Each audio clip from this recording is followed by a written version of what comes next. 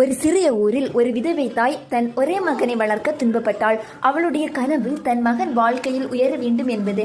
ஆனால் அந்த மகனோ தாயின் தியாகத்தை உணரவில்லை. அவன் நண்பர்கள் எல்லோரும் செழிப்பாக வாழ்ந்ததை பார்த்து மனம் நொந்தான். என்னிடம் நல்ல ஆடை இல்லை, நல்ல உணவு இல்லை என்று புலம்பினான்.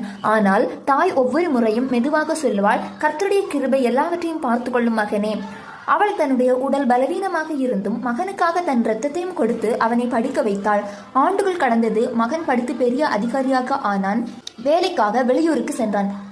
சில நாட்கள் கழித்து வீடு திரும்பும்போது தன் தாய் நோய்வாய்ப்பட்ட படுக்கையில் கிடப்பதை பார்த்தான். அவன் மனம் நொறுங்கியது. அப்போது தன் தாய் சொல்லிய கர்த்தருடைய கிருபை என்ற வார்த்தையின் அர்த்தத்தை உணர்ந்தான். அவன் தாயை மருத்துவமனைக்கு கொண்டு போய் குணமாக்கினான். அந்த மகிழ்ச்சி அளவில்லாதது. ஏனெனில் அவன் இழந்திருந்த கிருபையை மீண்டும் பெற்றிருந்தான். இப்படியே நம்முடைய ஆண்டவராகிய இயேசு கிறிஸ்துவும் தம்முடைய விலைமதிப்பான இரத்தத்தை நமக்காக செலுத்தி நம்மை மீட்டார். நம் பாவங்களுக்காக அவர் தியாகம் செய்தது ஒரு தாயின் அன்பையும் மிஞ்சிய கிருபை.